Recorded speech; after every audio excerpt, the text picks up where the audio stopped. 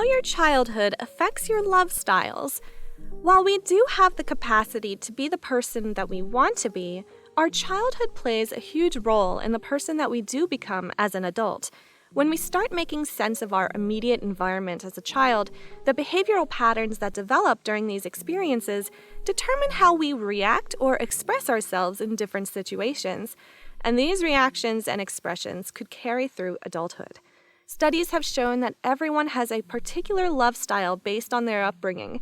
Our love style is a combination of our tendencies and inclinations, or how we respond to our romantic partner. When we understand how we love, we will understand how our love styles affect our relationships.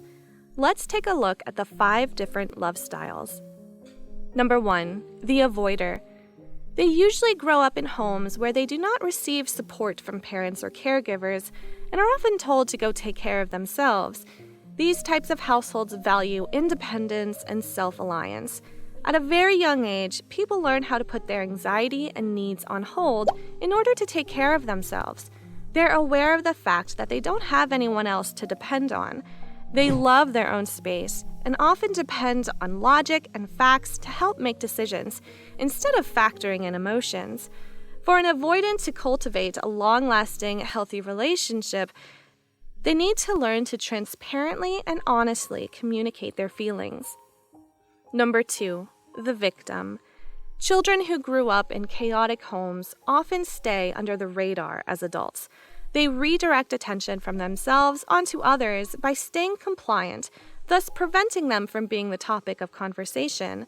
Most chaotic homes consist of angry, aggressive, and abusive parents, so children who are in these positions learn to hide and stay quiet at a tender age. Due to their violent conditions, they avoid being mentally present and tend to create an imaginary world where they feel safe to escape or cope with their daily struggle. Victims often suffer from a low self-esteem, anxiety, or depression, and they're more likely to end up in a romantic relationship with a partner that mirrors their parents' behavior. When a victim is in a calm or relaxed space, they often start overthinking the calmness and mentally prepare for chaos because they're so accustomed to being in stressful situations. They go with the flow and will allow their partners to walk all over them.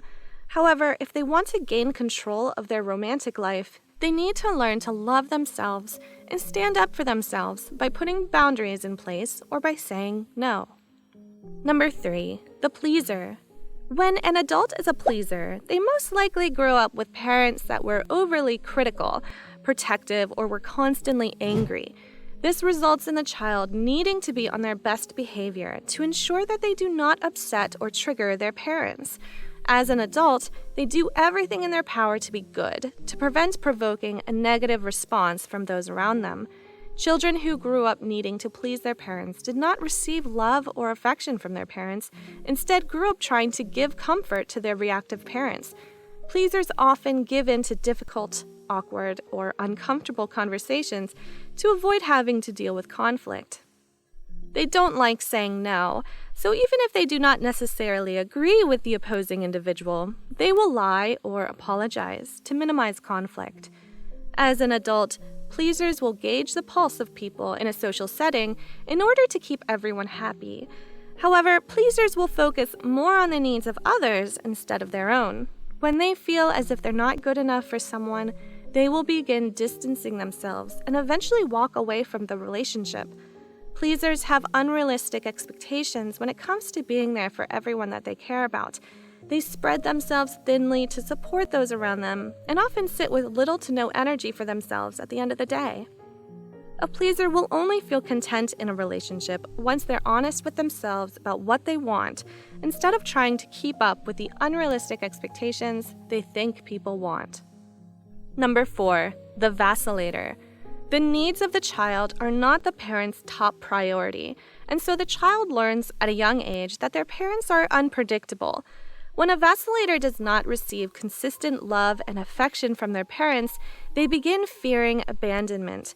However, when their parents do eventually decide to start showing signs of interest and is prepared to offer the love and affection that the vacillator initially longed for, they're usually tired and upset, so they are no longer interested in the parent. As an adult, the vacillator will seek the love and attention from others that they were deprived of as a child. They easily begin idolizing new relationships until their partner hurts them or rejects them. Then they become doubtful and disappointed. There is often a lot of internal conflict and emotional distress in their romantic relationship because they can easily detect when there is an emotional shift in their partner, or they feel as if their partner is distancing themselves. When a vacillator expresses these concerns to their partner, they feel misunderstood most of the time. Vacillators need to learn how to take things slow in relationships before getting ahead of themselves and trying to reach unrealistic expectations. They should first get to know their partner to avoid disappointment. Number 5, the controller. Children who grew up in homes where there wasn't much protection tend to toughen up in order to take care of themselves. They protect their childhood vulnerability from being exposed during their adulthood by always needing to be in control. They feel as if they're in control when they can avoid any negative feelings relating to humiliation, fear, and helplessness. Controllers use anger as a weapon to take charge or to remain in power. Controllers love their comfort zone. They don't step out of this because they don't enjoy feeling weak or vulnerable. They prefer doing things alone and in a particular order that best suits them. They do not listen to constructive feedback or suggestions of others, even if it would make it a bit simpler for them. For controllers to end up in a healthy relationship, they need to learn to let go and trust those around them. They also need to establish healthy coping mechanisms to manage or balance their anger. Which love style do you relate to? Which love style do you think your partner relates to? Let us know in the comments section. As always, thanks for watching, and remember, if you liked this video, then be sure to subscribe for more.